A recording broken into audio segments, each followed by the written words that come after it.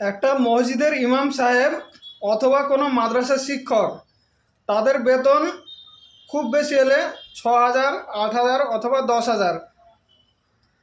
ইমাম সাহেবের বেতন 6 থেকে 10 হাজার টাকা বেতন হয়, ঠিক আছে। এখন দেখবে বেশিরভাগ ক্ষেত্রে ইমাম সাহেবদের বাচ্চা কাচ্চাও বেশি হয়ে থাকে, তাদের হয়তো 3 থেকে 4টে বাচ্চা হয়ে থাকে বেশিরভাগই।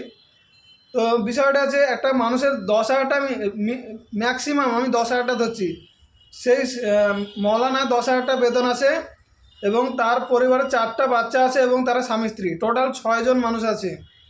এখন এই বর্তমান সময়ে যে পরিমাণে মানুষের খরচা বেড়েছে, সব কিছু যে পরিমাণে দাম বেড়ে গেছে, এখন একটা মানুষের 6টা মানুষ নিয়ে পরিবার চালানো কতটা মুশকিল।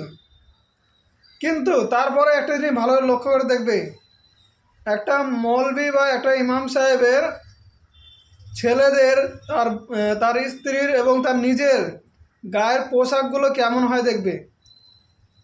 তাদের পোশাকগুলো কিভাবে চকচক করে, রাস্তা দিয়ে যদি তারা বের হয় তাদের গা থেকে, মানে গায়ের পোশাক থেকে আতরের খুশবু ছোটে। তাদের পরিবারের বাচ্চা কাচ্চারা যাবে রাস্তাঘাটে, মনে হবে যে কোনো কোটিপতির ছেলে মেয়ে যাচ্ছে। তাদের পোশাকগুলো এত ঝকঝকে সাদা চকচকে এবং তাদের চলাফেরা সব কিছু খুব সুন্দর। তাদের কারো কাছে ধার দেনা কিছু নেই। পাশের দোকানে গেলে দেখবে যে তারা নগদ টাকাতে সব কিছু কিনে কিনে খাচ্ছে, তাদের কোনো দোকানে ধার পাবে না, কোনো বাকি পাবে না। কিন্তু তারপরেও তারা আলহামদুলিল্লাহ খুব খুশি আছে। এই জায়গাতে একটা সরকারি চাকরি করা মানুষ, দেখা গেলো তার বেতন আছে মাসে 50,000 টাকা, মাসে 50,000 টাকা বেতন আছে। আবার সেই সরকারি চাকরিজীবী কোনো একটা কাজ করে দেওয়ার জন্য সাধারণ মানুষের কাছে ঘুষ নিচ্ছে। ঘুষ থেকে যে কত টাকা ইনকাম করছে মাসে তার ঠিক নেই। অর্থাৎ মাসে 50,000 টাকা বেতন পাচ্ছে, আবার ঘুষ নিচ্ছে।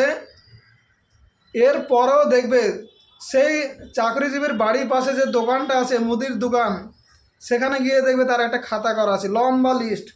প্রতি মাসে ওর খাতাতে নাম লেখা থাকে 4,000, 5,000 টাকা বাকি থাকে সেই চাকরিজীবীর। অথচ ইমাম সাহেবের কোনো বাকি নেই, দোকানে নগদ টাকাতে মাল খাচ্ছে। আর এ মাসে 50,000 টাকা ইনকাম করার পরেও তার ধারে মাল খাচ্ছে দোকান থেকে। কিন্তু দেখবে তার গায়ের পোশাকগুলো দেখবে কেমন হয়, তার গা থেকে কীরকম গন্ধ বের হয়, দুর্গন্ধ বের হয়। সমাজের মানুষের কাছে মাথা উঁচু করে চলতে পারে না, কারণ সে তো ঘুষ খায়। আর একটা ইমাম সাহেব 10,000 টাকা ইনকাম করার পরও তার, সে যেখানে যাবে তার সম্মান আলাদা। প্রত্যেকটা জায়গায়, বাসে ট্রেনে যেখানে যাবে তাকে মানুষ সম্মান দিয়ে বসতে দিবে, মানুষ সম্মানের সঙ্গে কথা বলবে। কিন্তু ওই একটা 50,000 টাকা বেতন বা ঘুষখোরকে কেউ কোথাও সম্মান করে না। তার অফিসে গেলেও মানুষ শুধুমাত্র তার এই কাজটা উঠে নেওয়ার জন্য তাকে সম্মান করে, তার পদের সম্মান করে, তাকে কেউ সম্মান করে না। অর্থাৎ মানুষের ইনকাম দেখে মানুষ সম্মান পায় না, সম্মান হচ্ছে তার ব্যবহারে। আর আরেকটা বিষয় আছে, সম্মান দেনেওয়ালা যে উপরওয়ালা। তুমি যদি উপরওয়ালার মতো কাজ করো, উপরওয়ালার নিয়ম মেনে কাজ করো, হালাল পথে চলতে পারো, হালাল রুজি খেতে পারো, তোমার অল্প ইনকামও দেখবে তুমি অনেক সম্মান পাবে, অনেক বরকত পাবে এবং তুমি অনেক হ্যাপি থাকতে পারবে।